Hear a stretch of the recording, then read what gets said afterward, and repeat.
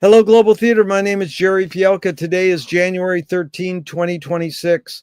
Want to thank Rob Grant and his amazing podcast, I'm Probably Wrong About Everything. Please subscribe.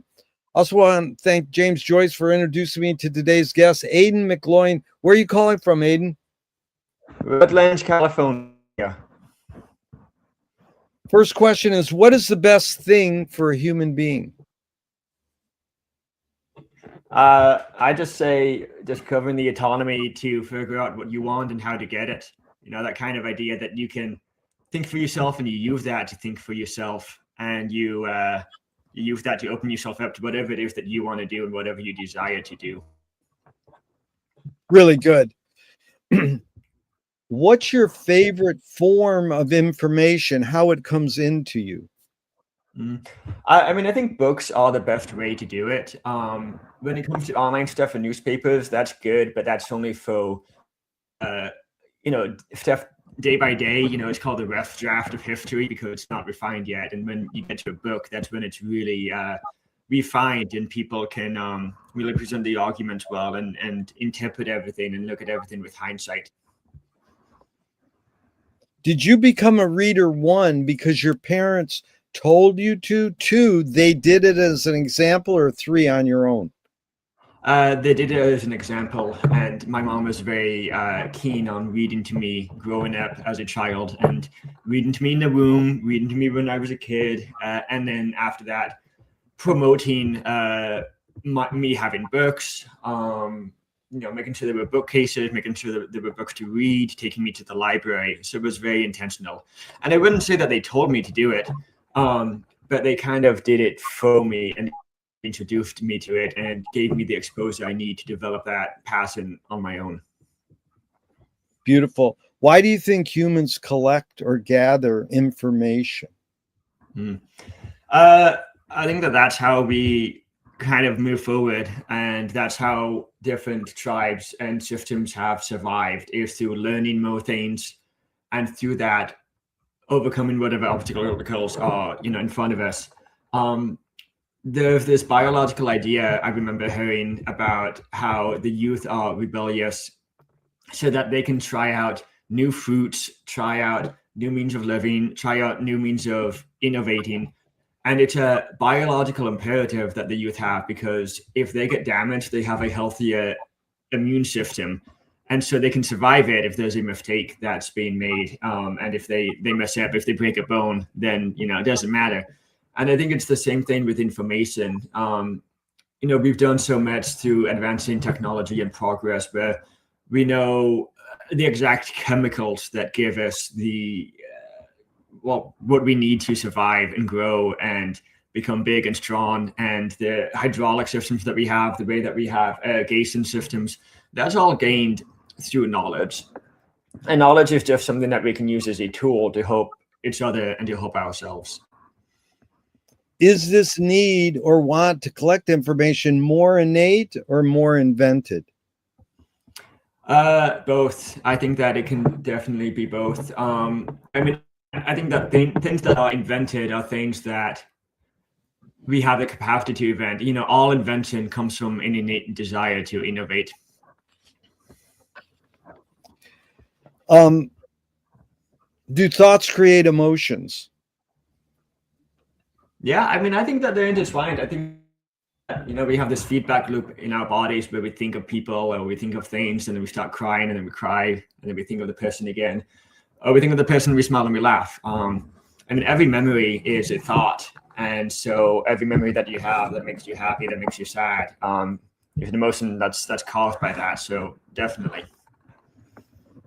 Fill in the blank. I don't know what I think until I don't know what I think until I probably say it out loud. Maybe teach other people it.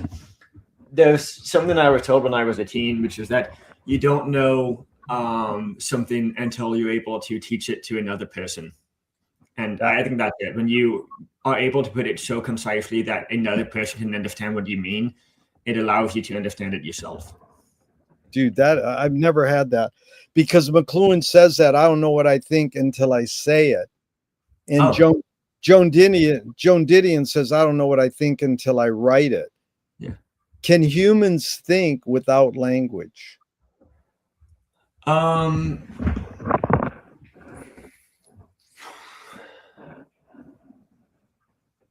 Yeah, I mean, I think like babies do, and babies are human. So by that definition, yeah. I'm not too sure about people who are grown adults thinking without language. I mean, actually, no, I think they can, because you can conjure ideas in your head and abstract ideas. I think that probably language is just how we interpret our thoughts to ourselves and to people. But yeah, I'd say that you can. Chomsky says language is not just words. It's a culture, a tradition, a unification of community, a whole history that creates what a community is. Aidan, what do you do when language doesn't work? When language breaks down, what do you do? Well, language only breaks down because the user of the language doesn't know it well enough. The speaker isn't communicating themselves well, or the listener isn't actually listening to them.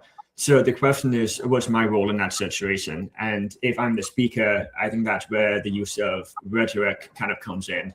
I was in high school debate, I was in college debate, and now, as a journalist, I, write things as well in order to communicate things to people. And through all of that, I think that if you're not communicating it well enough, then there's a lot of things that you yourself as the speaker or the writer can change. If you're trying to convince somebody to do an action, you don't necessarily have to convince them of, oh my God, it's like you don't necessarily have to convince them of something if you want them to do something with you. There's a really interesting book called Thank You for Arguing that I read as a teen that really drove this point home, where this dad was, arguing with his son. This is the example that the author gave when the dad was arguing with his son about like not cleaning up or not doing the dishes or something. And he said, you got to do it now. And the son said, well, you didn't do it this time. And instead of snapping back and saying like, well, yes, I did, or, you're wrong, or I don't have to, he just said, okay, good point, son. Now go and get it done. You won this one. So he concedes the battle, but in the end, he gets the kid to do what he wants him to do, which is to clean up and to do the chore or whatever it was. And there's been a whole field of, philosophy dedicated to rhetoric and speech writing. And a lot of that, I mean, that's a whole nother thing we can get into a massive tangent about that. Yeah. Well, no, I appreciate it because I'm into tangents, anecdotes, stories. You don't have to say, you can say pass. I don't encourage that, but you can say, I can't answer that, or I don't know. So really good. Now, your observations of humans in general, are we more thinking beings or more feeling beings? I think it depends on the individual and how refined they are. And what I mean by that is that we are all at our nature refined beings. We're all at our nature thinking beings, or emotional beings. And then through learning more about ourselves, learning more about others, learning more about science and what happens and how things interact around you, you become more of a thinking being because you're able to put labels on things, you're able to understand what's happening. So it's entirely up to the individual, I'd say. Yeah. Good. So here's two from Alan Turing in the 50s. One, is thinking a function of the soul? Is thinking a function of the soul? Yeah, I mean, he's talking about this in the terms of computers, right? Because he's asking about, can computers really replace people and all that stuff. And I mean, I think that the human soul is really just shorthand for the collection of things that we do in the brain and how we think. I think that thinking is the soul, and how we think of the soul come into be. And there's tons of different ways to think more, think less, activate the soul by doing that. But the specific question was that if thinking the way that, sorry, what was the specific question? Yeah, is thinking a function of the soul? Yeah. No, I think thinking is the soul is what is what Good. I think. Yeah. That's very good. And the second Turing question is, can machines think? Yeah, and so I was talking to my friend about something which I call like the fuzziness of being, where,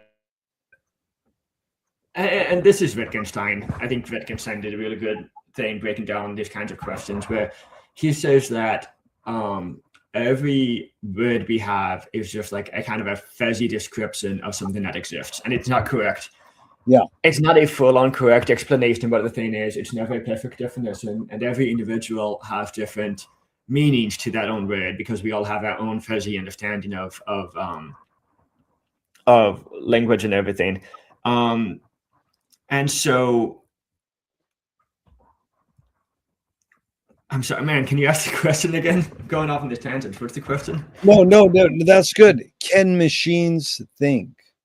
Oh yeah. So when we talk about thinking, like there's so many different things for that. There's the synthesis of new ideas, which is an element of thinking, and there's also just mathematical calculations. 2 + 2 = 4. Some of those things machines can do, other ones they can't. I don't think that they're too good at synthesizing information. I don't think that they're good at kind of moving us forward as a society. I mean, the use of AI now and all the things that like it supposedly can do, it really can't do that much because it actually gets confused a lot of the time because it can't use rationality. It can't eliminate hypotheses. So it can do some things that we would consider thinking, but it wouldn't, they can't do everything. Yeah. Do you more pursue happiness or more pursue meaning? Oh, I pursue meaning. Yeah. That's the main thing. It's, happiness is fleeting and happiness is an emotion, and you can't just go chasing a high the entire time. I feel like you got to have a higher purpose than that. It's really good.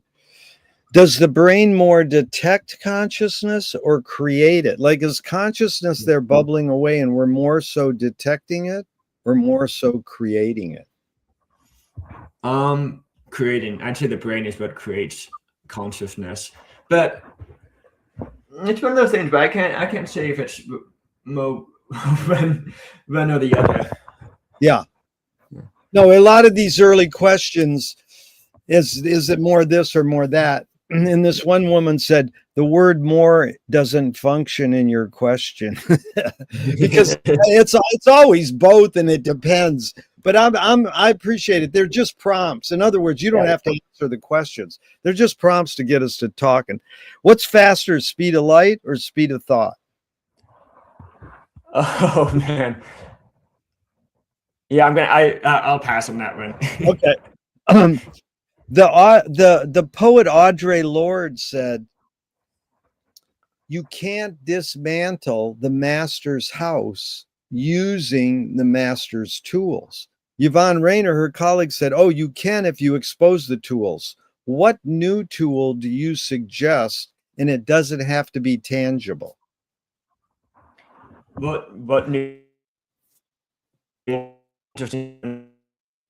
What thing we've recently discovered that we can use? Well, it's basically this. I open some of these questions with cute quotes. It doesn't mean you have to apply them.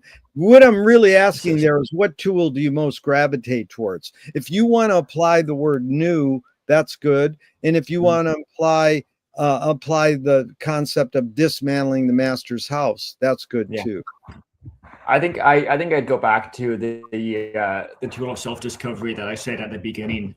This capacity that we have to think for ourselves, figure out what we want, figure out what we need, figure out what we are interested in, and pursue that until the ends of the earth. Really good. What's a toy you gravitate towards? Oh, I like puzzles. Yeah.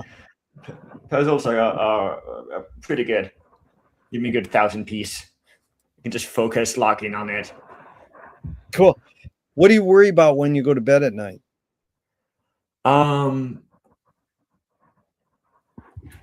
Let's see. I've kind of in the last year have transitioned to less worrying about things at night to thinking for what I'm going to be doing the next day, kind of making a mental to-do list. Apart from that, I also, read at night when I can. And so that kind of allows me to focus my mind into whatever's happening in the book rather than what's happening in my life.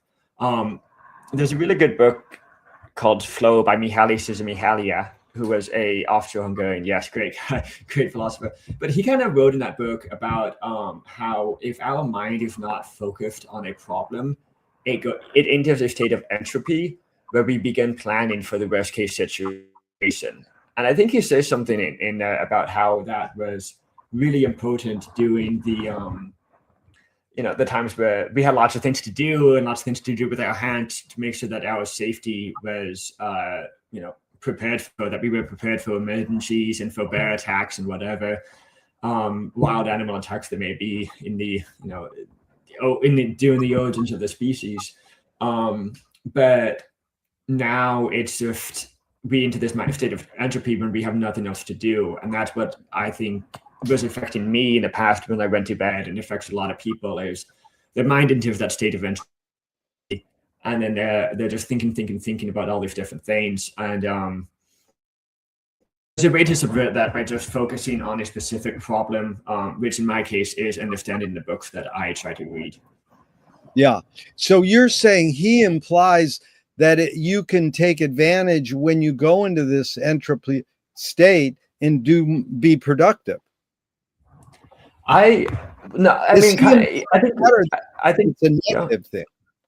Yeah, I think from my understanding of it, is that he was in the state of entropy is a natural state of things, but you avoid it by focusing on things. It's not that you enter into it and then focus on things. Yeah.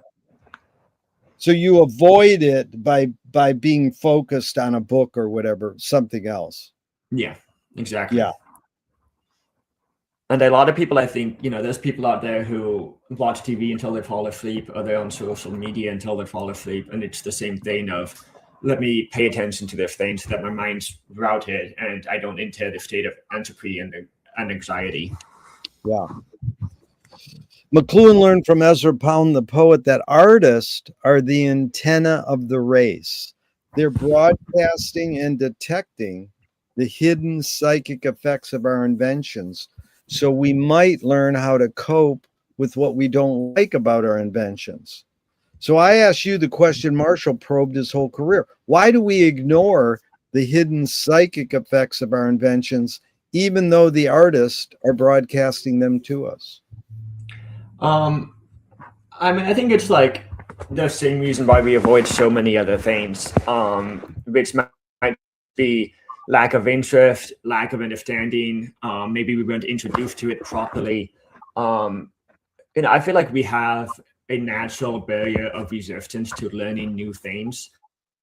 And that's because we can't just fly in and just learn every single thing out there, right? We have to kind of focus our time. And so we have this very thin barrier of, I'm not going to learn about this because I don't have the time, or I have the kids or whatever. And people might have an interest in it, but to actually develop the habit of exploring it and learning more about it takes some time and some intention. And there's just so many different things out there that people can learn about, whether it's mechanics, engineering, history, childcare, so many ways that a person's interest might go, and it might just not flow into an understanding of the psyche, because it's just one of 1,000 other options out there for you. Really good. You're concise and articulate, Aidan. I really appreciate this. Do artists have moral obligation? Oh, definitely. There's no doubt in my mind that they do. And I'll go beyond, I think everybody does. I think that everybody who's doing any kind of a job has some kind of morality or some kind of standards that they have to apply when they're doing that job. If you're a teacher, you got to be a good teacher. You got to check in on each kid. You got to make sure that some kids don't fall behind, or make sure that some kids have enough food for them to be able to focus. So you have these obligations that you have to do as a teacher. As an engineer, you have to design the bridges in such a way that people don't die and it doesn't collapse, right? So it's the same thing as far as poets go and artists go, and just people who are talking culturally. The difference, though, is that there's a much wider range of, how can I say, values and thoughts that you can have as an artist that we consider acceptable in society. And so there's not as much of an enforced morality when it comes to that kind of stuff. Like there has been like, if you are a bad teacher, like, okay, clearly you violated the handbook, you're going to be out of there. You don't have that when it comes to people who are talking socially. In some countries you do, and in the past we did, right? But nowadays that's kind of gone, and that's kind of gone because we took away the idea that people should be behaving in a certain set of standards when they are talking about culture. And I think that it might be a good thing that people don't think they have to conform to any kind of specific moral criteria, but they do have to be trying to figure out what that moral criteria is themselves, and so that they can broadcast it. I think that a person who's influencing culture without any kind of morality behind them, and just really abdicating the responsibility. There's another thing to it, but like they are going to the common denominator and like mass appeal. Like that's what allows a lot of people to be supported, and a lot of people kind of just go that route because it allows them to be financially successful, which is needed. Everybody needs to be financially successful, because if you don't, you have health effects, and you die an early death. So I understand it, but if you're trying to influence, you should be trying to influence it in the right direction, just as you would with any other profession. Are you more afraid of new ideas or more afraid of old ideas? I'm more afraid of bad ideas. Good. See, I'm for people changing the words. It's me and you versus the wording on the question. So I appreciate you changing that. Can you conjure up your earliest memory ever, or one of them? Yeah. I mean, there's a thing where memories might not be real. I don't know if you've been hearing this, but it might just be entirely constructs. One of the ones that I remember being my earliest memory for a while was spitting out some watermelon seeds in the front yard of my old house when I was like 6 years old. I have an earlier one that I might have just made up of me crying in some crib or something, and I might be 3, 4, whatever. But 4-year-olds aren't in a crib, so it's probably a fake memory. But and then figuring out, if I cry, then they'll come to me. And then I was like, I'll try it again. And then I cried again. And then my parents came over and I stopped, and I was like, that worked. That was probably a dream that I had. I doubt that I actually did that. But the way you articulated it was really good. I visualized it. Is memory more a curse or more a blessing? Oh, blessing. Yeah. If you don't remember things, then you don't remember language. You can't interact with people. You just potato. It would be sad. Yeah. Tell me someone within your immediate family who had an impact on you, and what specifically was that impact? Yeah. I mean, they've all impacted me in different ways. I already talked about my mom and the reading, and my dad, he also really encouraged that, and he would always, kind of promote that, and told me I was going in the right direction and that he was proud of me, which of course means a lot. My older brother generally lead the way forward when it comes to what the younger kids are doing, but he was in the speech and debate team in high school. I joined because of him. That I needed to join something because that was my dad's encouragement. You join some club, and that's where you find your friends, and that's where you find community, and that's where you grow. So I joined because of my older brother. I would have joined something else if not for him, but that kind of led me down this pathway of understanding contemporary politics, contemporary issues, led me to deciding to do journalism and kind of join a member of the press co. So I would say it's 3 answers for you. No, that was good. Now, same question outside your immediate family, someone who had an impact on you, and what was the impact? Yeah. I've had, so many of those. But one of the ones that I really like, it was a bit of an odd situation here, but that's why I like to talk about it. Junior year, I got tapped by the head of the journalism department to be involved in a book regarding photojournalism. There was this guy who was a photojournalist in California for about 30 years. He photographed Nixon, Reagan, LBJ right after he landed from the plane. He took a lot of great shots, and he was about 80 something. And so I joined this thing with him, and then I started just hanging out with him outside of it, getting breakfast with him. And it was a really neat relationship that we had. He was like very much the kind of reporter that we used to have around here, who would just like, he used to be involved in the army. His first time he was on the camera was when he was getting into the port of Dresden. No, not Dresden. It was so Germany on deployment for the army. And so he was a very well-traveled guy. Really took no shit, and just a great guy all around. Really cool. Did your parents raise you a particular religion? Yes. Yeah. We were raised Catholic, but then when I was about 12 or so, all the news was coming out about the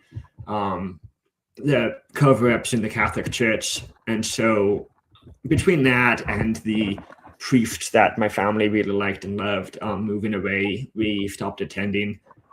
I wanted us to go back for a bit. So we went back for like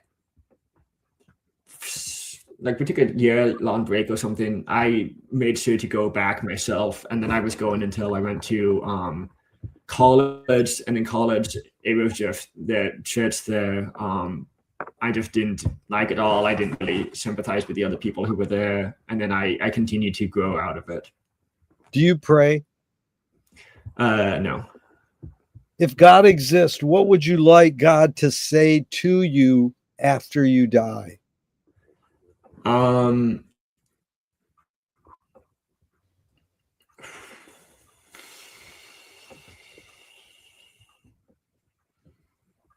That's tough. I don't know. I feel like the typical thing that people would say to that, and my immediate thought is some kind of validation of what I've been doing.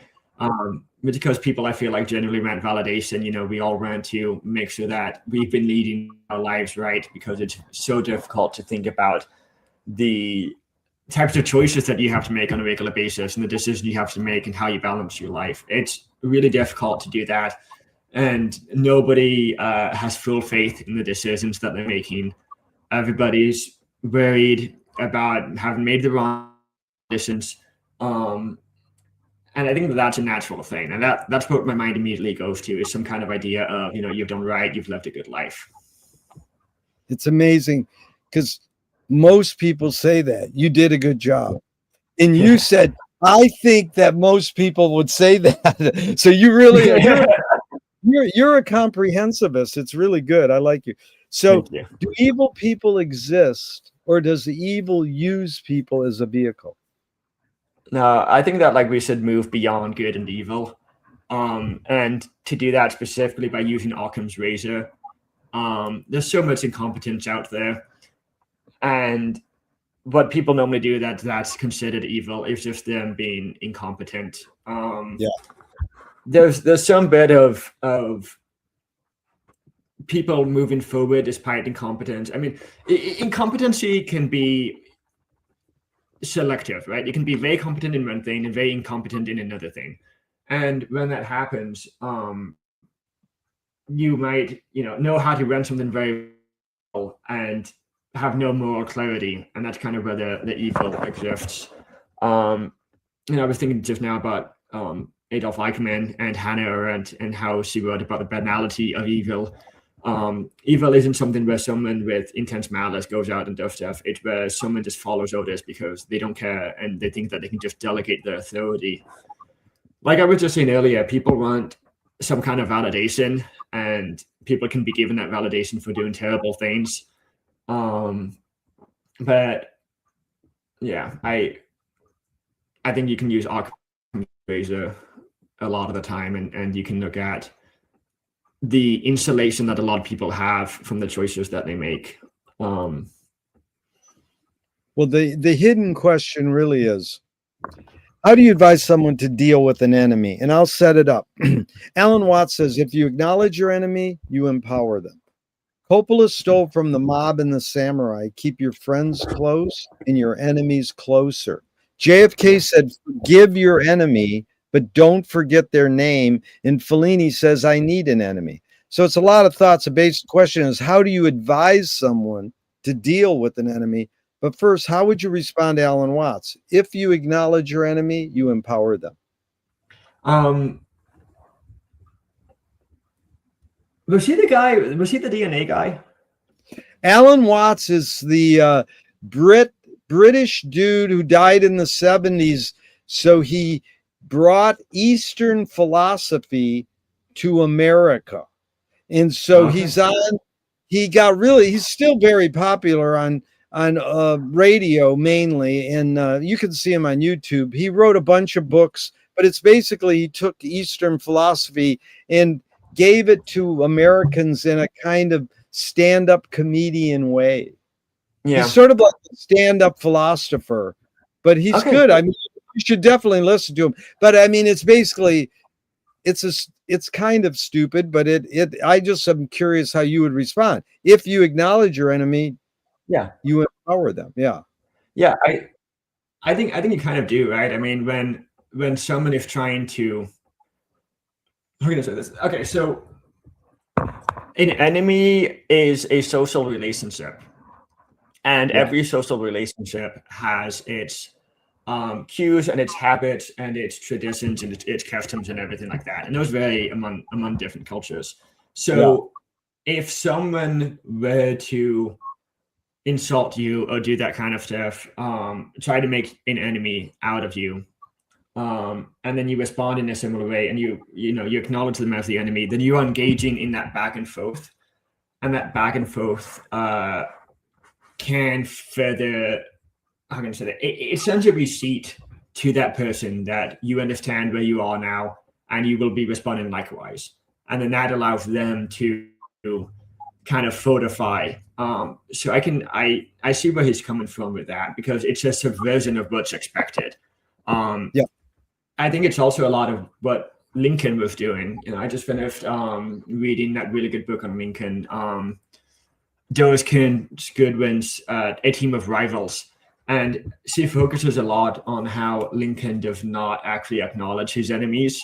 He was always trying to reconcile his enemies. And as a result, he managed to build a very strong coalition of support.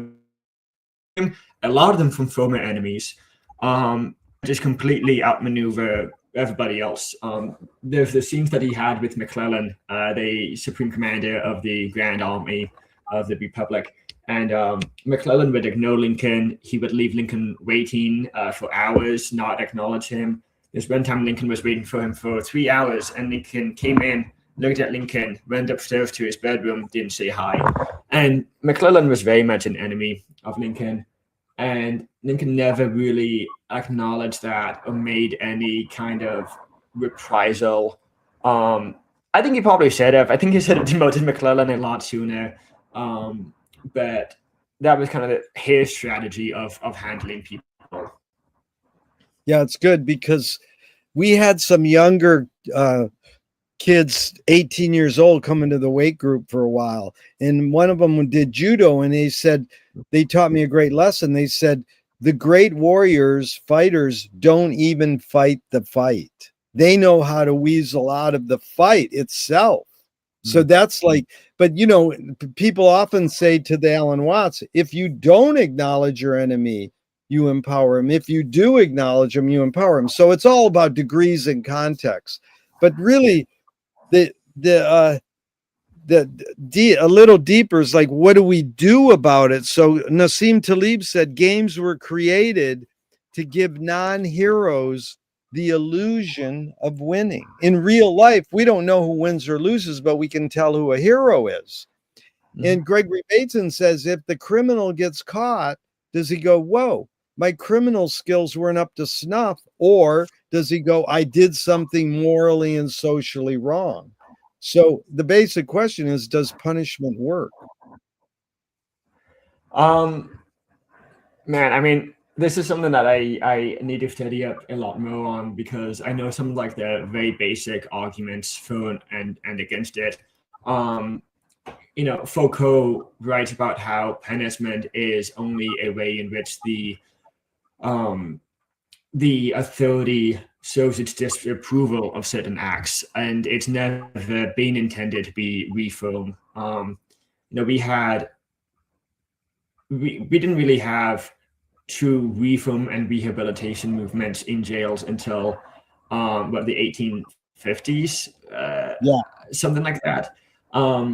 And I know there's a lot of, I mean, you tour some of the prisons. I toured Kilmainham Jail in Dublin, which was built as a jail for the English, and it was just, they'd be dumped in there. There wouldn't be any attempt to rehabilitate them. But you know, Malcolm X writes in his autobiography about how his time in prison. And I don't think that it was so much his time in prison that did that. He talked about having access to the library and being in the debating team. That's what's actually reformed him. And I don't think he gave any credit to the prison itself. But then there's the question of where do we have these rehabilitation programs if not in prison? But going back to Mihaly Csikszentmihalyi, what he wrote was that, actually, sorry, it wasn't him. It was Carl Rogers. Actually, it might have been both him and Carl Rogers. They were writing that an individual has to make a choice to change themselves, and outside coercion doesn't actually cause them to want to change. It's an outward oppression of them. And as soon as that outward oppression is gone and they're out of the prison, then they don't really, the people who have been punished, they don't really know how much to operate because they've been living under the thumb for so long. So I'll just leave it at that, and that there's a lot of ideas out there, and that's a lot of them, the ones that I know, but I am nowhere near an authority on the subject.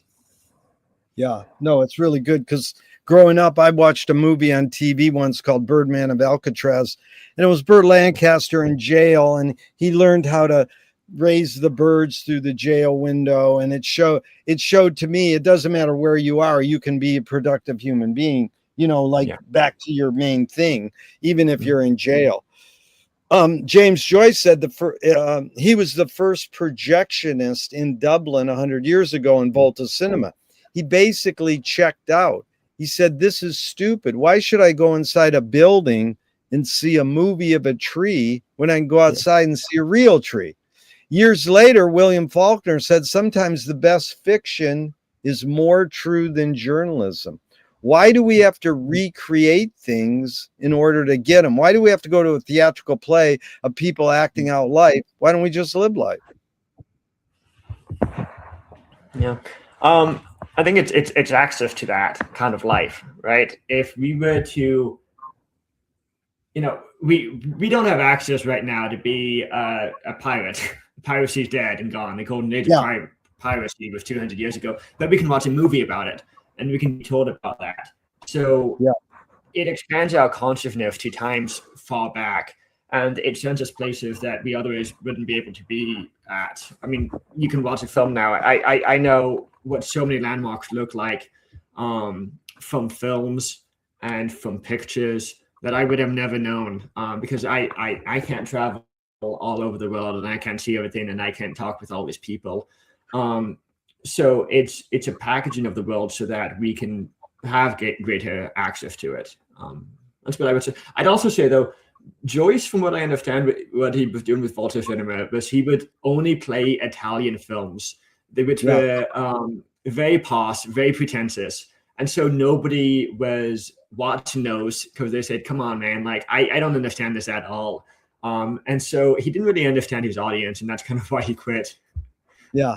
No, I've interviewed all the major Joyce scholars, and when I tell them that, some of them roll their eyes. They go, he didn't quit because of your reason. And I heard that reason sometime through some Joyce conference or reading, and I just pass it on.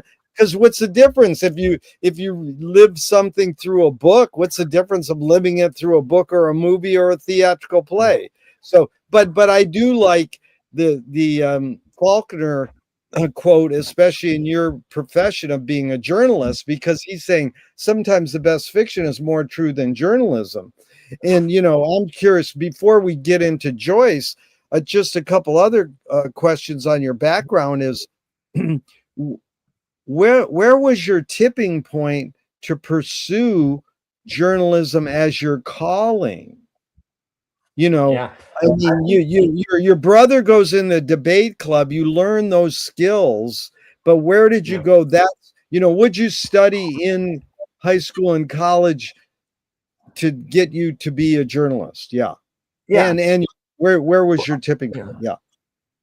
Yeah. So I'll say first off, when I went into Cal Poly San Luis Obispo declared as a journalism major. You can't go to Cal Poly and do GEs for 2 years and then after, fiddling around, decide what you do and then declare you major, you second year or you third year. So I knew it going into college, that is what I wanted to do. But with debate, I did two types. Well, I actually kind of focused on three different types of competition. I focused on impromptu speaking, where you just come up with, I think, a 5-minute speech based on anything. Then I did extemporaneous, which is where you have 30 minutes to prepare a 7-minute speech on a topic of interest to politics. The questions are made from magazines and newspapers and those kinds of things. And then debate. I did the Lincoln Douglas style of debate, which patterns itself after the debate between Stephen Douglas and Abraham Lincoln. And that one had a lot of questions about policy. One of the most recent questions that I saw this year was a question about plea bargaining in the justice system and whether it's, I think the word for it was just. So, in that there were these questions of what is right, what is correct, but also an understanding of a lot of these issues. And the combination of philosophy that I was exposed to through Lincoln Douglas debate and the factual, contemporary, real-world knowledge that I was exposed to through Lincoln Douglas debate and extemporaneous debate led me to believe that the majority of issues that we have are caused by breakdowns in communication. Which is like a democratic idea, but I kind of come from a democratic background philosophically. So like Wittgenstein, I think, was really one of the guys that really got me started on it, where he was talking about the imperfections of language. There's no clear scientific language. There's these breakdowns in communication. And I think he said that all issues in philosophy are due to misunderstandings. Just one person not knowing what the other one is, or maybe there's people who are just, debating the semantics, defining thing one thing, defining it another thing. So I thought that, if the majority of problems in the world are due to pro-journalism and a lack of understanding, I can step in there and I can contribute to just better policy. And so I remember thinking it like while doing prep for some kind of extemporaneous speech that I was given at a competition. And I think that I had, doing that tournament, we got into question about Bashar al-Assad, because I was doing some research on him, but I was like looking at some AP article, and then I was like practicing my speech. And I just remember thinking like stuck in my brain, like, okay, this needs to be communicated. So many issues that people have with each other, with policy issues, is just a breakdown in communications because there's bad journalists out there, and I can step in and be that kind of a difference. Really good. You're really articulate. I appreciate it. You're a journalist. You're a writer, and it's good. You really communication skills are excellent. But I gotta, before you anticipated the next question, you practically answered it. But I gotta insert this one. How many years older is your brother? Oh, he's 2.5. 2.5 years older. And what is his career? What did he do? He's doing software design. He's a designing apps, websites. He's at a company right now, been there for the last like 2 years, I think. Yeah. Cool. So that leads us to the question. Now, you practically answered it, but I'm going to ask it anyways. A screenwriting teacher told me great art is when you can clearly see the intention of the maker. Kubrick says the opposite. Great art is when you can clearly not see the intention of the maker. What role does intention play in your creative process as a journalist? Yeah, I think like all of it. I mean, there's this fun debate that I was exposed to from one of my professors. This professor of mine, she had her background was in going on assignment to foreign countries. She did a lot of reporting in Rwanda and Eastern Africa, and so she brought on these two people who were also kind of travel writers. Well, not so much travel writers, but they'd go into a different area, report on it. And she asked them, like, do you prep ahead of time or do you go in blind? And then when said, you always prep. You have to know more about the person. You have to know more about the culture than the people you're talking to who are actually in the culture. You have to impress them. And the other one said, no, I just go in blind and I just ask around. And completely opposite things. So I kind of realized that there's a distinction that you can have there, but there are different styles of journalism that have different methods of approaching entry into a complicated subject. So for me, like one of my jobs right now, I have two jobs right now. I have my own news organization, and I also write for another publication. And for the other publication that I write for, I have been intentional about focusing on disaster relief, disaster management, because I know that's a big issue for the area. I think we're seeing most of the weather due to the changing climate. And as a result of that, we are being affected in ways we didn't expect. And we need to have policy updates to conform to that. So I'm intentionally choosing those kinds of news articles to report on. But when it kind of gets into me actually reporting it, I have to let the people I'm talking with, who are the actual experts on the subject, tell me everything I need to know. So I have intention in the topic, but I don't have intention in the actual writing of the article because I hand that over to the people that I'm talking with. Wow. So you're mainly a nonfiction writer. Do you write fiction or poetry or anything else? No. Like none. I write maybe one side thing every 2 years. Okay, very good. Now, Duchamp said there's no art without an audience. How much are you thinking of your reader when you're writing, you're publishing your This is another massive debate in journalism that I've been exposed to, and I try not to think about them. So there's a couple of different ways of this. I mean, I'm going to take a second here to collect my thoughts on it. I'm thinking about my reader in terms of I can't have jargon that they won't understand. I have to be writing in a way that is accessible to everybody. And I have to be writing in a way so that I don't use terms that they don't know. And I don't, I have to introduce different agencies. And I have to kind of explain things that are going on with it. So I need to make sure that I'm presenting it clearly so that a reader will not be confused because I'm just jumping around. I have to have a strong line of thought. McGloin saying that written logic has to follow itself because the line is rational. There's a line of text and one thing leads to the other thing. I have to make sure I have those lines, lined up. But I think that when we try to think of a specific reader who's the ideal reader for ourselves, we often make a caricature. Yeah, we make a caricature of them. We make a caricature of who would want to be reading this, and then we self-censor ourselves very often. I think that like when I'm designing my news publication, my own news publication, I mean, that I design with myself in mind because I know what I want and I'm very clear on that. And I'm not going to tell myself that maybe somebody else wants this a different way. I'm just going to assume that they do.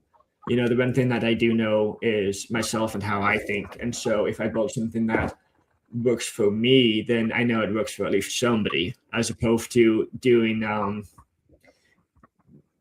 like there's a lot of mistakes that journalism has made, and I think one of them is going to social media. There was this whole craze of we need to post everything on Twitter. Twitter's the place to be.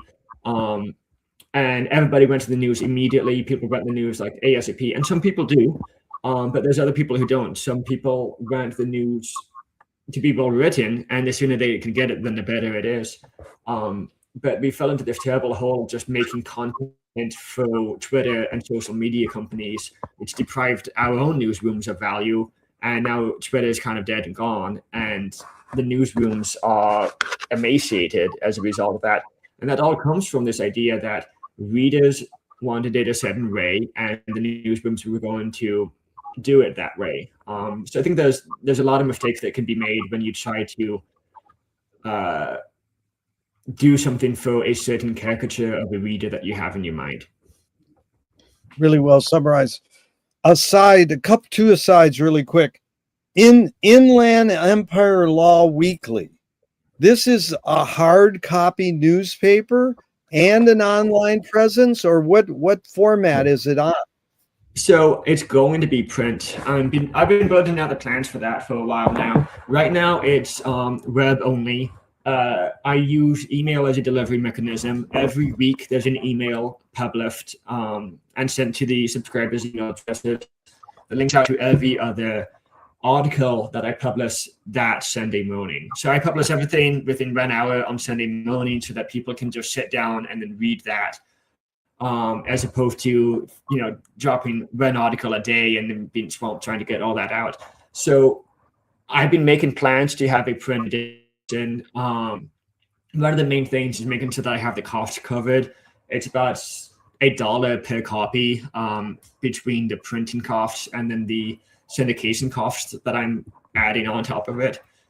And then there's also going to be design costs. So if I sell 500 copies with no ads of 1,000 copy run, then I'll break even. But I can't be sustaining like high losses on that and just losing thousands of dollars on a weekly basis. So that's what I'm figuring out right now, making sure that I have them all distributed, lined up, have decent methods of distribution. But what year did you start it? I think in May of last year. I'm also, though, the new format that I'm going to have is an audio version of it where paying subscribers will be able to hear the news articles recorded by this radio man. He's got a great voice that I found. So that's going to be a paying podcast for people who are commuting, might not be able to sit down and read. They'll be able to hear the same articles but spoken online. Right. But you can make your living publishing that? That's the plan. I'm not there yet. My other job is what's paying for my bills right now. Your other writing job. Okay. So now the other tangent was you mentioned McGloin there. Yeah. Did you grow up reading any McGloin books, or did you just casually kind of catch him in other books? Was there any McGloin books you actually read, or and how did you learn of him? Yeah, I can't remember what. Wait, let me think for a second about where I learned about him from for the first time. It was in a design class or something at college. Some of his principles about the medium being the message were being discussed. Yeah. And so I was like, started getting interested in him. I have two copies of his books. I've read The Medium is the Massage. Great book. Very well designed. I got a copy of that from the local friends of the library. And then Hand in Media is the other one. I got that one gifted from a friend who just bought it for me, thought I'd like it because I was just talking about McGloin, and this person kind of caught on to that and thought I'd like this book. So good. But you never read you never read like his son's book on Finnegan's Wake? No. Right. Okay. No, that's fine. And then War and Peace in the Global Village, you should pick that up because it's almost every other page has a quote from Finnegan's Wake. Oh, great. No, he's not really well respected in the Joycean world, but he said, if you want to understand me, you have to know all of Joyce and all of the Symbolist. So he got everything, he got everything he knows from Finnegan's Wake, basically. Anyways, no big deal. The next question is, as a writer, now Marshall said, everything we invent extends some humanness, like knife and fork extends our teeth, shutter and a camera extends our eyelid, and maybe even non-tangible, say religion or philosophy, extends consciousness. What does the writing utensil extend for you? Whether it's keyboard or a pen, what humanness does it extend? Yeah, it's the thoughts. It extends the thoughts. And I when I read that, I was blew me away for the first time because it was such a revelation about everything's basically a tool. And an extension of our body, because that also flows very well into Mihaly Csikszentmihalyi, where he talks about when you enter a state of flow, you have to feel at when with the tools that you are using. You don't have to think that this is me on my laptop or typing away on my keyboard. This is me just typing, and then the keyboard happens to be the which you're doing it, but you don't even think about it because you're in the state of flow. But yeah, it's the words, it's the thoughts, it's the data that I've collected. It's the factual information, it's the quotations, it's the ideas. Yeah. What's your history with Joyce? Did you read him in high school or college through assignments, or did you pick him up on your own? And where'd you start with Joyce? I think I started with Portrait of the Artist, and I read that maybe when I was 16, 17. And on your own, or that was an assignment?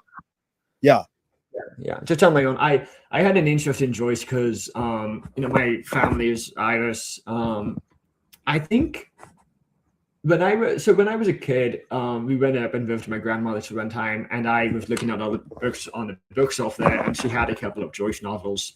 And as a result of that, I think that I had a plan in my brain that I should read Joyce because I went to understand kind of the Irish cultural background that I had, even when I was a teen. And so I read Portrait of the Artist, and it really spoke to me because it is about an adolescent male and the experiences he goes through and the revelations that he kind of has as he goes about and grows up. I remember now. I tried reading Dubliners when I was in middle school, and I thought it was so boring.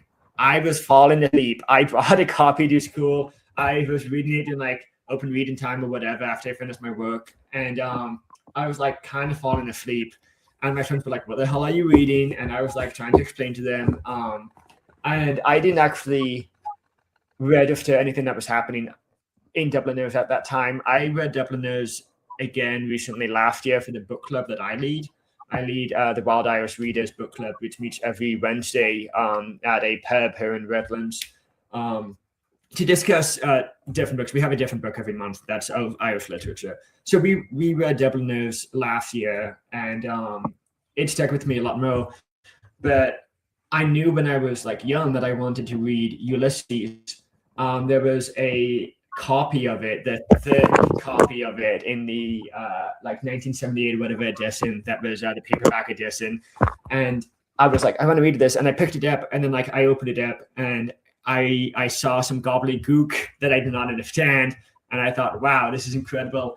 I want to read this someday. I am going to read this someday, but I don't have the money right now. I don't have the capacity for it right now, so I put it back on the shelf, and I kind of led off. I didn't read him at all from the time that I read Portrait until 2, maybe 3 years ago. I was trying Ulysses on and off, but I never got through it at all. There was one time in high school I tried to read Ulysses. I forgot about this. I tried to read Ulysses, and it got to the Telemachus episode, and I just gave up, as everybody does. I didn't know that you should push through. But I was at a coffee shop in San Luis Obispo. I was there just for the weekend, and I saw a guy next to me, 2 tables down, who was reading Ulysses, and next to that, he was reading, like he was taking notes or something, and he was like on his phone checking things. And I was like, is this guy fucking reading Ulysses right now? Like, that's insane. Just like casually reading it, popping it open at a coffee shop. So I went up and talked with him. I was like, I asked him literally, are you reading Ulysses right now? That's crazy. And we became friends after that. His name is Matt Salad. He's a comedian in like Easton, LA County. But he directed me to Patrick Hastings, a guide Stephen Hastings, a guide to Ulysses. I bought the print copy, and then I was reading Ulysses alongside Hastings' guide, and it's like it was very helpful for me to understand it. It did spoil some of it because there are elements of this that you're not supposed to understand until you get to it, 200 pages later. So I got some spoils, which I'm kind of upset about. But at the same time, it allowed me to go through it and read it. So it took me about a year to read Ulysses. I was reading other books in between, but it took me about a year, and I finished that 2 years ago, I think. And then where's the jump to Finnegan's Wake? Well, like right around the time that I finished Ulysses, within a year of it, there were all the press articles that you guys had about finishing Finnegan's Wake and then starting over again. I read first the article in the LA Times about it, and I've had a copy for a while because we got it from my grandmother's house. She had a copy, and so I was trying to read it, kind of not. I actually got started on something.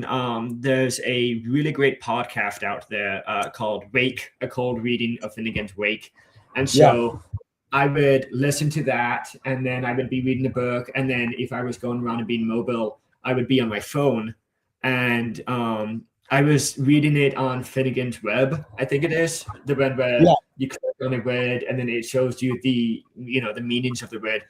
And I was like really going deep on page 1, and really going deep on page 2. And then as time went on, I got lost between reading it on a book online and on the podcast, the Wake podcast. And so I kind of like got all confused, completely lost track of it. And I think it was about the point where there was the Ballad of Percy O'Reilly that I fell off of it. But I messaged you about joining the Wake Club, and have been coming for 5 months now or something. Yeah, but you've not read Finnegan's Wake to yourself at all, the entire thing. You're just going along with us. Yeah. No, that's really good. I really appreciate this because you speak at our group like you're a seasoned vet. You're a good reader. But let's go those 3 questions. Your guess, just your relationship with Joyce. What is his role? What is the role of intention in his creative process? Your guess or your hunch. Yeah. Well, I think he writes about the purpose of an artist is create epiphanies, right? In a bit of Stephen Hero, he says that. And he's very intentional about that. And I think that he kind of tries to break down, like he has the intention to break down what causes people to have an epiphany, and he presents it to you bit by bit. When I was a kid reading A Portrait of the Artist, I had a feeling of epiphanies and just amazing things happening and me figuring things out. And there was this one time I actually told a friend of mine, I just felt like I had an epiphany. And the friend said, what was the epiphany? And I said, no, I didn't have one. I just felt like I have one. That is perfect. That's perfect. No. I mean, there's this feeling of like kind of euphoria that comes over you when you kind of figure something out, right? And Joyce is very intentional about that. Yeah. Okay, Duchamp's question. What role did Duchamp said there's no art without an audience. For Joyce, how much do you think he was thinking of his reader? Let's just stay on, I mean, you can do it generally, for Joyce, or specifically The Wake. But your thoughts on how much was he thinking of his reader? He definitely was thinking of them. I have really enjoyed hearing all the different stories about his interactions with readers.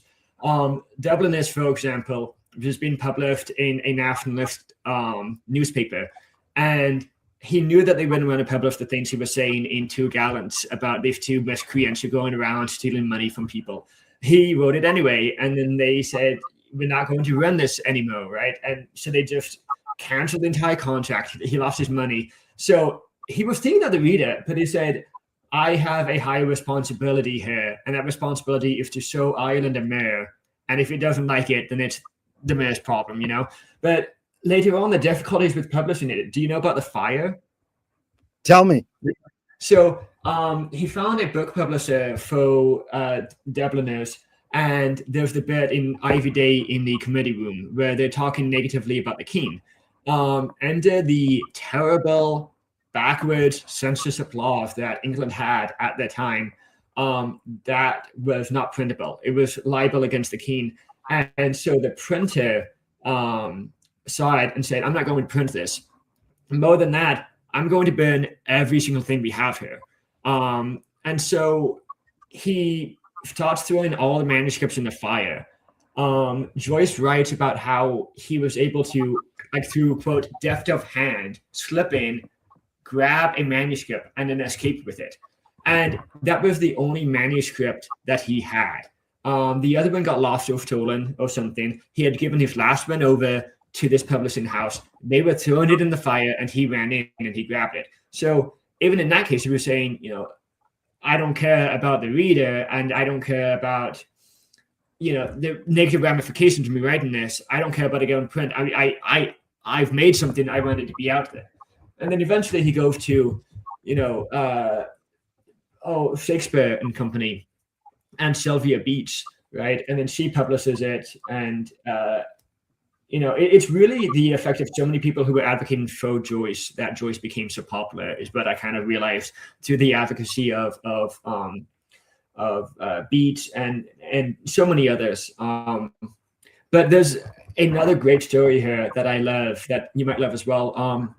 When Joyce was in Zurich during World War II, he would hang out at a cafe where all these other writers and poets of that era would hang out at, because they all had to leave their home countries, and Switzerland was the only neutral country.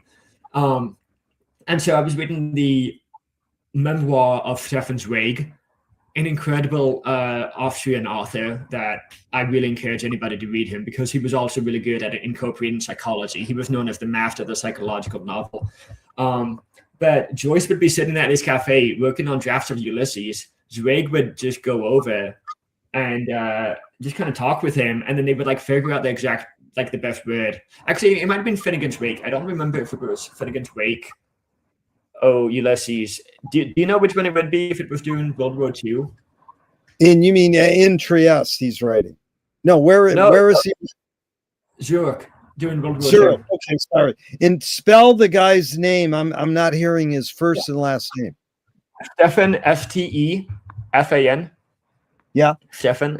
And then his last name is Zweig, Zweig.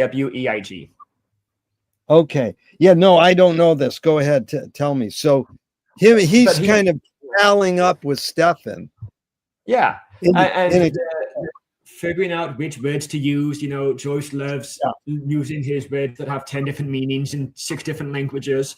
And Zweig was helping him do that with the German language. And I think that that's the kind of writer that, like the reader maybe that Joyce wanted to write for. He wanted to write for people who could understand it and figure it out. People like Zweig, and that's why, you know, he was doing it so crazy. But I remember that Noah Barnacle hated Joyce's writings and was telling him to stop and quit. And she said, why wouldn't you write something that the average person would like and then make us some money so that we're not starving? Yeah. So it's interesting because the majority of the people who would be his readers, he appeared to be dismissive of, but then the people who he wanted to be his readers, he did write for. But those people that he wanted to be his readers, was the type of person that he himself was. Like, he was writing for himself. And then he just figured that if it was good enough, who cares if it becomes massively read? He's going to make his contribution, which he loves, and then that's going to be it. It's really well put. You taught me a lot there, because it's a perfect lead into this. So first we'll ask this. The extension of humanness. What do you think Joyce was extending? The same as what you said, thought, or was Joyce extending something more or different? Yeah. With the writing utensil, what humanness was he extending? Yeah, depends a lot, I think, on the specific work. I think that, I think his main focus was on epiphanies. But I also remember him saying that for Finnegan's Wake specifically, he wanted it to be an autodidact dictionary or an autodidact stream or something like that, where he wanted to put the whole of human history into this and have other people decipher it. But they would decipher it in such a way that it was an epiphany for them. But I think that idea of constructing new things and being so surprised at the results that you have an epiphany is what I think that he was trying to do. Yeah. So this is portrait. I will try to express myself in some mode or life or art as freely as I can and as wholly as I can, using for my defense the only arms I allow myself to use: silence, exile, and cunning. So right there, he's doing what Whitman's sort of the root of this thing, where we extend ourselves through we extend our humanness through our inventions. I mean, Marshall said technology is the most human thing. So people are like, oh my God, technology is bad. But he's saying we extend ourselves through this. And Joyce is kind of reiterating that. And it's probably the roots of Marshall saying this extension thing, using for my defense the only arms I allow myself to use: silence, exile, and cunning. How do you suss out what those three words mean to you and to Joyce? Silence, exile, and cunning.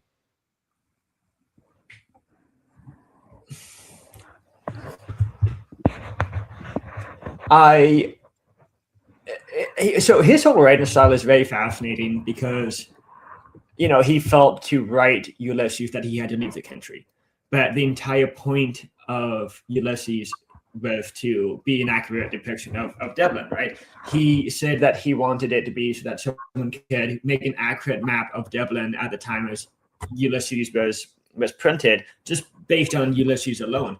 And he sent so many detailed letters to his sister, I think, asking her what kind of trees are behind this church, right?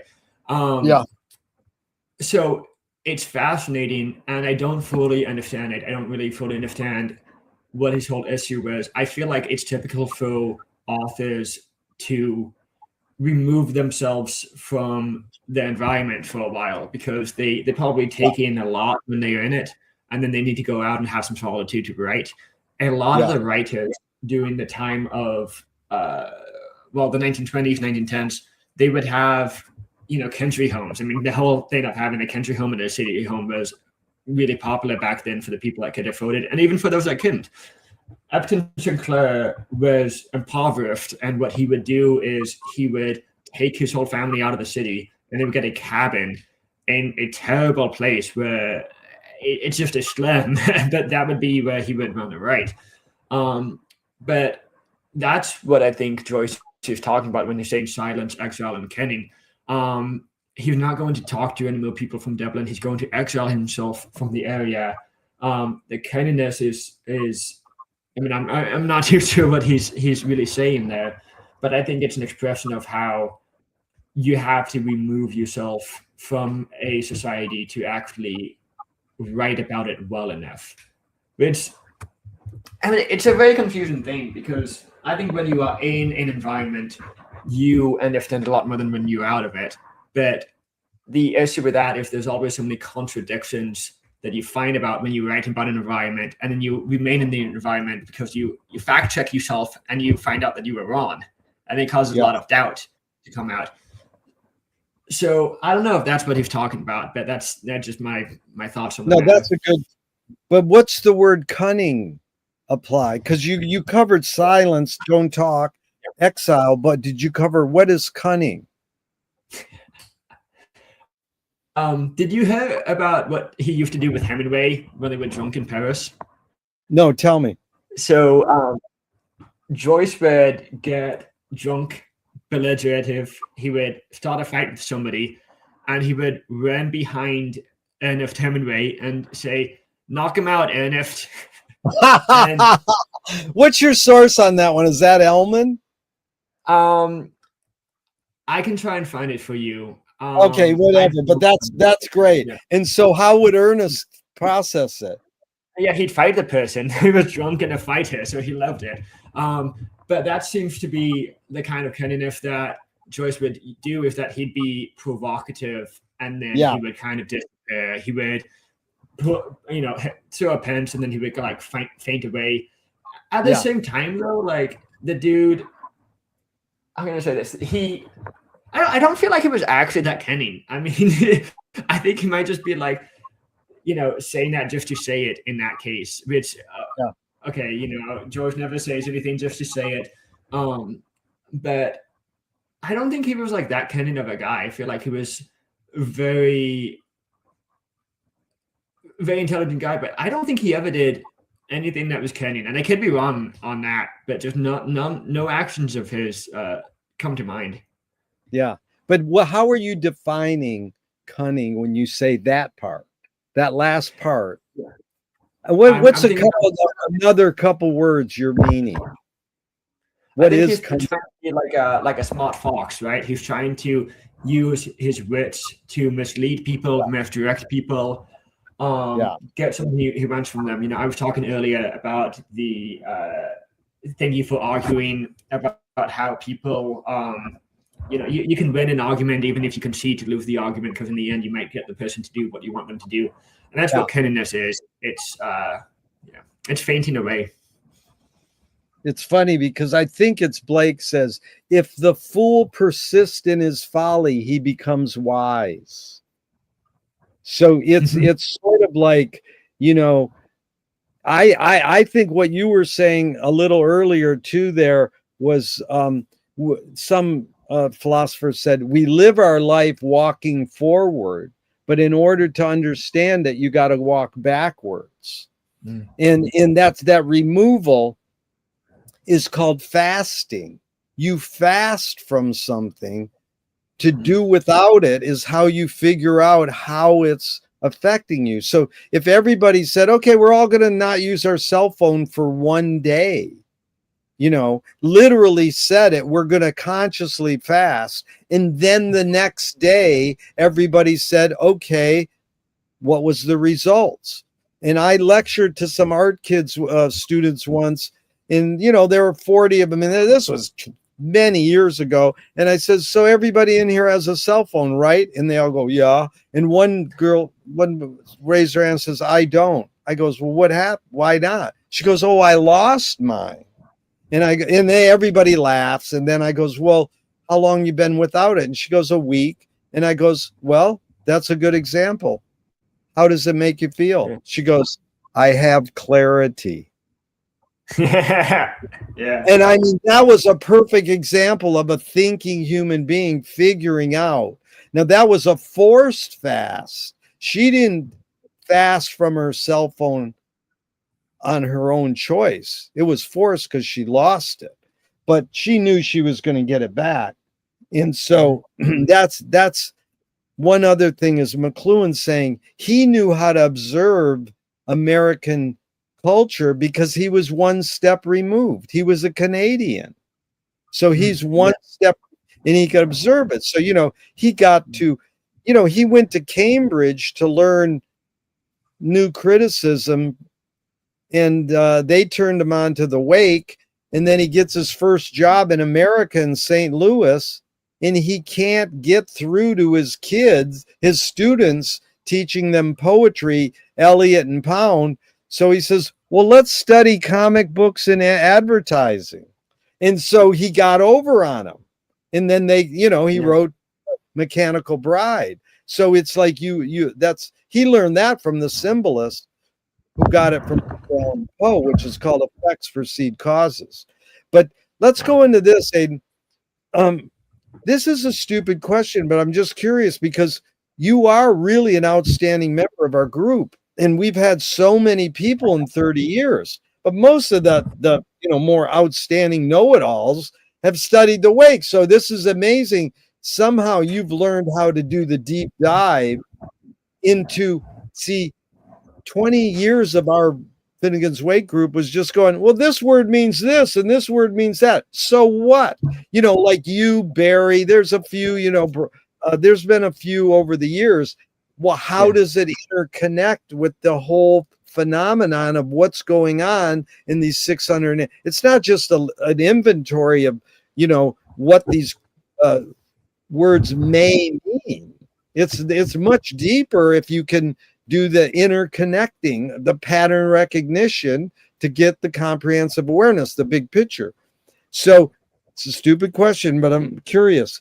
What percentage do you think you get the wake, and what percentage do you think Joyce got the wake?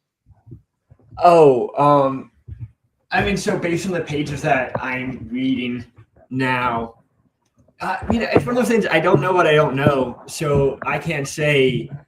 But just a guess, from 0 to 100%, just a core kind of fun. Yeah. It's just a game, a fun guess. Okay. I'd say I feel like 70%, but good. That's really good. No, I'm glad because you're not being like, I'm too humble. And I say you do get it 70%. I would say that's true. Now, what percentage did you think Joyce got the wake? I'd say 100. There's no doubt. Would you really? Wow, that's good. Yeah, I think he knew what he was doing, Yeah. He was so particular in every single word that he chose. He worked on it for 13 years? He was what? How long did he work on it for? 13 years? Oh, he wrote it in 17 years. 17 years, yeah. He was specific. He was really focused in on it. Yeah. I will say, like, a lot of what I get from it, like I don't have original ideas. And I think that Joyce knows that people don't have original ideas. And that's what I think the point of Ulysses is that the same thing happens all the time. And to another degree, Finnegan's Wake, the story is told time and time again. But like the Auction of the Seine episode of Ulysses, which I only understand because I read Patrick Hastings' guide, is about how there's just incremental growth in culture over time. And that's how we kind of gestate and make this kind of a culture. And I'm very much just standing on the shoulders of giants here. When you say things in the club like every single page is the wake complete, the story of the wake is contained there, that really helps because it allows you to understand here's the person who's dying, here's the person who's on the app or should be on the app. And then there's other things like the Finnegan's Web explaining different terms of things, the way that they explained that there are different stories that are synthesized into the wake. I mean, the central story of Tristram and Isolde being the central point of it, but also you got beyond that, Huckleberry Finn and Tom Sawyer.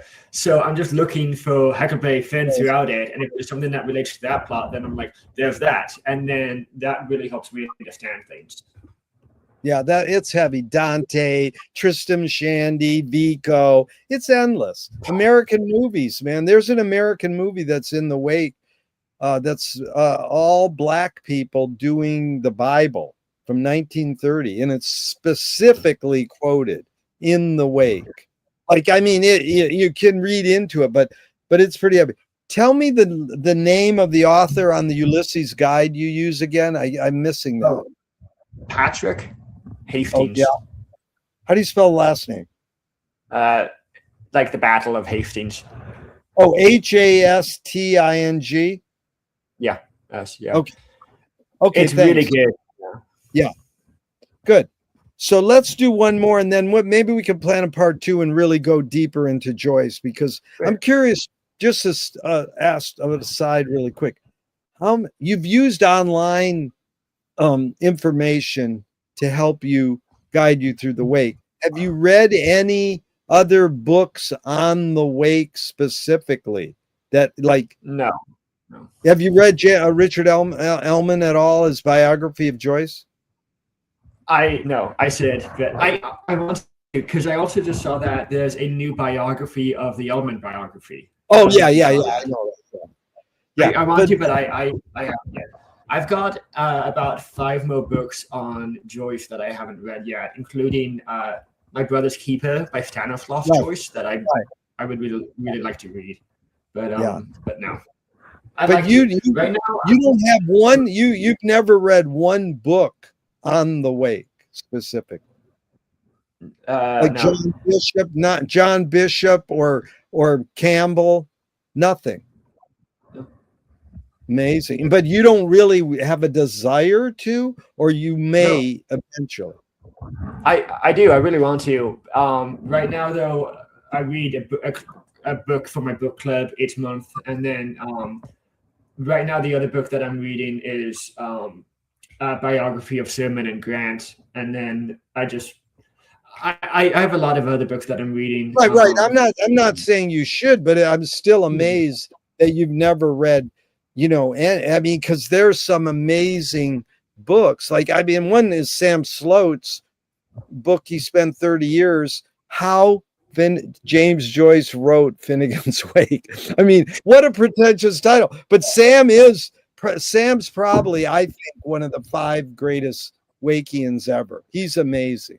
And what you could watch our podcast where it's me, Sam Sloat, Finn Fordham, Tim Conley, Roy Benjamin, and Peter Quadrino. And it's an amazing 2 hours of us just talking about the wake. But, I mean, it's all good. I think it's sort of unique that you don't need that it's like that's going to cloud your thinking almost. It might help, but it might bias you a little, No, I think it would help tremendously. And I use online resources to help me understand. That's just incredible for me. I think a lot of people don't use the internet in a way that actually helps them out, that actually helps them understand things. And that's a skill that I've learned as a journalist, where I know how to specifically search for specific things and look at certain things in certain ways. And that's a tremendous resource. Like I said earlier, I don't have any original thoughts, and nobody does, to that matter. So everything that I can learn on it is helpful. Listening to the Wake Pod was very helpful for me to understand it, because they begin and each episode with a description of what they just read. And that kind of allowed me to understand the basic structure of things. Also, real quick, kind of a revision of when I said 70% of the wake. What I mean by that is, the wake rides along 5 different rails at least at any second, and there's 5 different ways that you can interpret it. I would say that 70% of the time I understand the plot using one of those lines of thinking, but I don't understand all 5 out of 5 of those all the time. It's just that I understand one of the basic structures 70% of the time.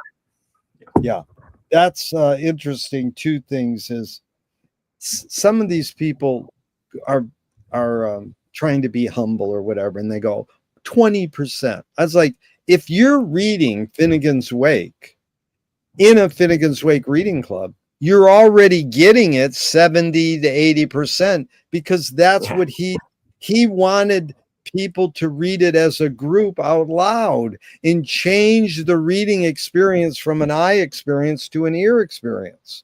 So you have to look at the text while you're reading and while you're hearing how other people mispronunciate those symbols, because they're syllables, because each person is reading more closely if they're really looking at the words. Ulysses, you can go to an art museum and see big shot actors read it, and you don't really have to have the text in front of you. It does help. But Finnegan's Wake is not something you have someone read to you unless you have the text in front of you. If you really want to do it, and it's a hootenanny, it's a choir, it's people, it's a living organism. You know, that's why, I mean, I always say Joyce invented Zoom and disguised it as a book. Zoom is way better. You know, I did the Wake for 25 years, not on Zoom. When we put it on Zoom because of COVID, not our choice, it was better. And people don't want to hear that, because if you're in a room, you're not looking at everybody's faces, and you're not present. You're not more present. When you're in a room, you're less present with each person. This way, you're more confined to only their face. You don't need to see the rest of their body, really. So that's the amazing thing, is he's saying this is like Duchamp saying he wanted to change art from being an eye thing to being a head thing. You know, it's called conceptual art. He says non-retinal art. So it's sense ratio shift. Yeah, it's shifting. So do you have time to do one more? Yeah. Okay. Yeah. So this one is from Portrait also. Welcome, O life. I go to encounter for the millionth time the reality of experience, and to forge in the smithy of my soul the uncreated conscious of my race. So there's a couple things I'm curious your feelings on. There's so much packed in there. I'm going to go encounter the reality of experience. You know, I welcome this. Oh, life, I go to encounter this reality of experience, and to forge in the smithy of my soul the uncreated conscience of my race. Any thoughts on all those words? There's a lot in there. Go ahead. Yeah. There's a lot to that about how he felt about Irish nationalism, which he really did not like, right? The Cyclops in Ulysses is just a bigoted Irish nationalist. And I remember Joyce was being criticized for not writing in Gaeilge, in the Irish language, and for writing in English, the King's language. And his response to that was, I would rather write for the entire world than limit myself to this tiny island, or something like that. So he had a real issue with what the Irish experience was at that time, because he kind of broke it all down, I think, in Dubliners in a way where he felt like there were a lot of problems with the Irish at the time. You know, he had the two gallants who were just bums going around, and then he had the I forgot her name. I think it might have been Penelope, but maybe Jacqueline. But the one who could leave Ireland but chose not to.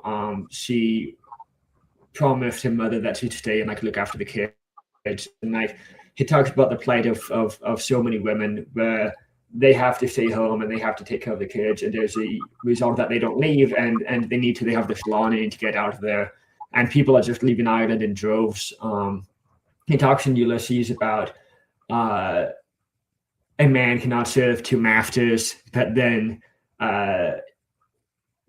he has not Leopold. No, he has Stephen actually serving three masters, despite the line from the Bible that that man cannot serve two masters. So he felt like the Irish obedience was really firmly divided, and that there weren't any real cultural hove. The only exception for that being Parnell. And Parnell tragically betrayed. I think Joyce considered him betrayed, and I do kind of as well, by the church and by the rural folk because of the whole situation with Kitty Osea. And I think that Joyce was trying to capture the idea of Parnell and what Parnell was fighting for. But he just like when he talks about forging the unconscious soul of my race, that's what he's talking about. Is we need to have a kind of a moral leader in Ireland that's not the church, that's not subservient to these norms, like the sexual norms, the whole situation with Kyrgyzstan particularly.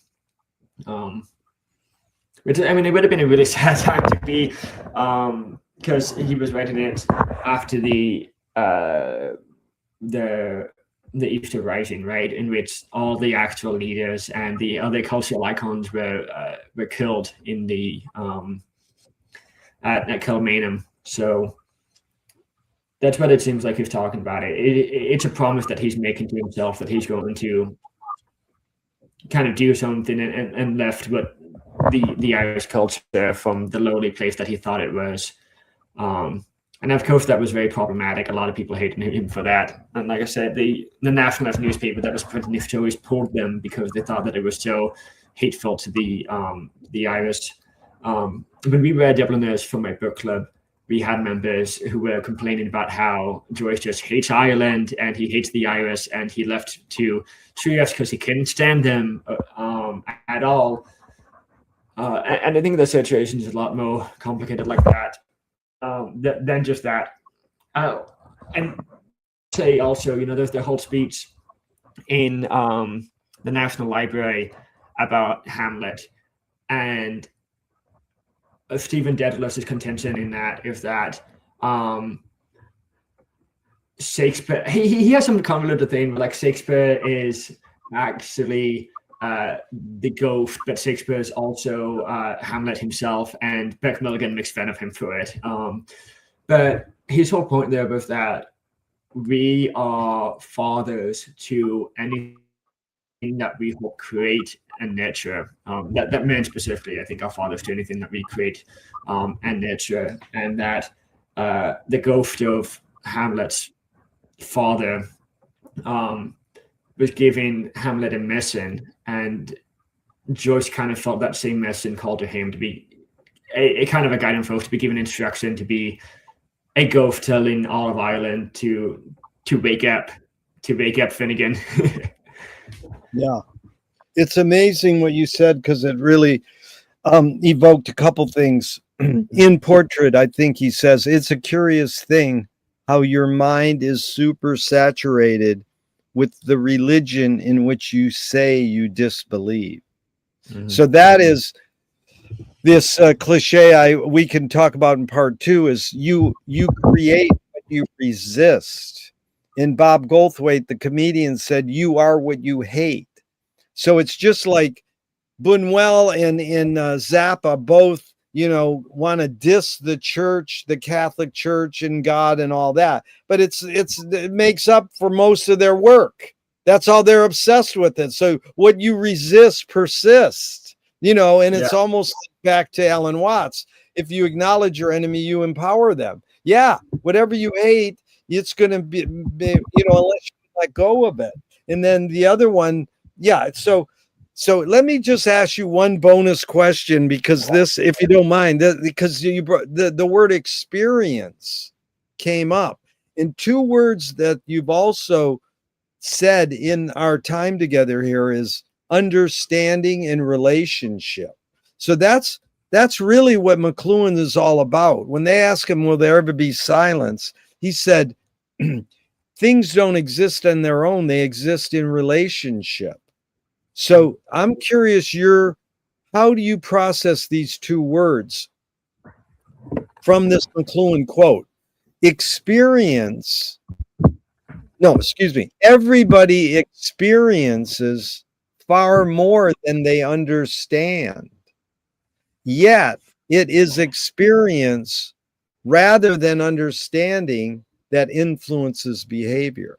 So my take is, and I can repeat it, but I'm just going to tell you my take. I don't know if I'm wrong. There's no right or wrong, but if the kid comes in from the cold, the parent can go, don't touch the stove, you'll burn your hands. That's called experience. If the parent says, let me teach you the dynamics of heat, you can go really close to the stove and rub your hands together and get your hands warm. So I think Marshall is kind of saying that experience shapes our behavior, but we should have understanding shape our behavior more. So he says everybody experiences far more than they understand, yet it is experience rather than understanding that influences behavior. So any thoughts on that in those two main words? Yeah, I think like kind of going back to what I was saying earlier about how we have this natural limitation on what we can take in and understand. This is something that I think I remember McGloin writing about this and Wittgenstein as well. But we see so much that we don't categorize, we don't put in our mind, and it's fascinating to be able to activate that so that you do keep it in your mind and the conditions under which it happens. I notice when I'm traveling, I remember far more things because I'm in a new place and my mind is telling me I need to make a map. I need to know where I'm going. I need to learn this thing. I need to acclimatize myself in this new land. And so there's a lot that we experience that we don't even put into our brains. We just throw it right out because that's the natural limitation of what we have. I think he could also be talking about how we have so many more experiences present to us because of the tools that we have at our disposal to read and mass media and watch and all that stuff. But to the point of the experience is what influences behavior, I think that what we do keep track of, I mean, I see it. Okay, there's two things here. One, it's a play on words where experience is used in two different ways in that sentence. We experience there is a verb, but experience is what influences. I view that as the noun, like the experiences that you have collected. And those are the things, those are the experiences that you have understood. So he's kind of just playing the trick there. I feel like that to a degree. But also the other side of it is that experiences cause emotion and emotional reactions, and that's what guides character and people a lot more than understanding and knowledge. So I think that it can be seen both of those two ways. Yeah, it's a really good point. I evoked two things. Bucky Fuller says, I seem to be a verb. So we're in flux. Everything's changing. I mean, you can have experience shaping your behavior for the good, and you can have understanding shaping your behavior for the good.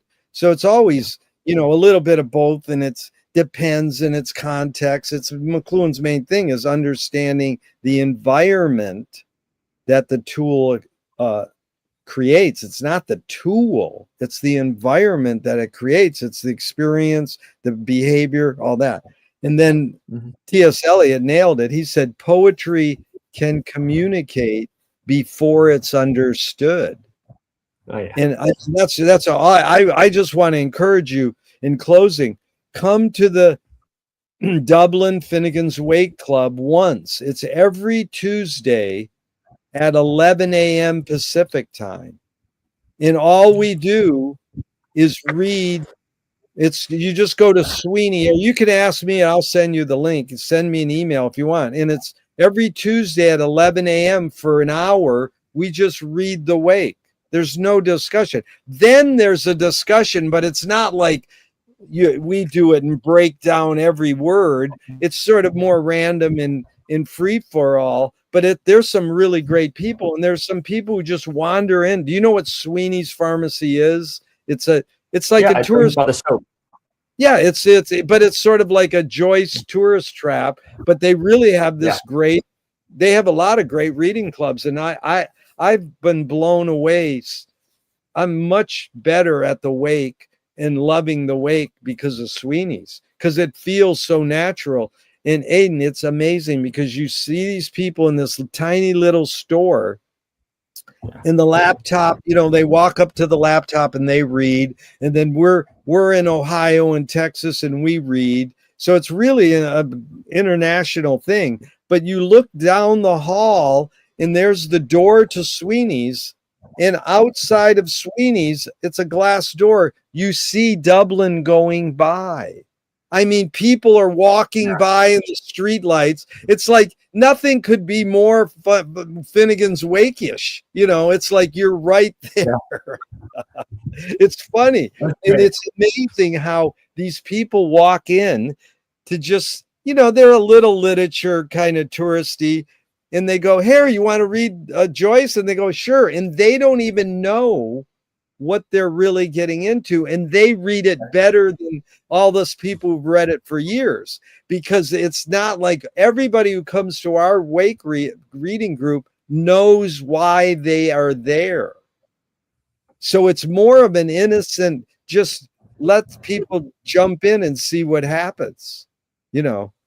Yeah, that's great. So I'd like to join. Yeah. I was interested in the Marshall McLuhan club that you've had for a while, because Marshall McLuhan's an interesting guy. So yeah. Oh, you should come to that. That's every Monday, Tuesday, and Wednesday for 40 minutes. That's just 40 minutes at 1:30. And then on Thursday mornings at 8:30, it's 90 minutes. And so, yeah, there's a lot of that. So if you want any of those links, I'll send them to you, and you can come if you got the day off. I know you're a busy man. You're a busy newspaper man. Yeah, very much so. But thanks for having me. This was a lot of fun, and thank you for everybody who's watching.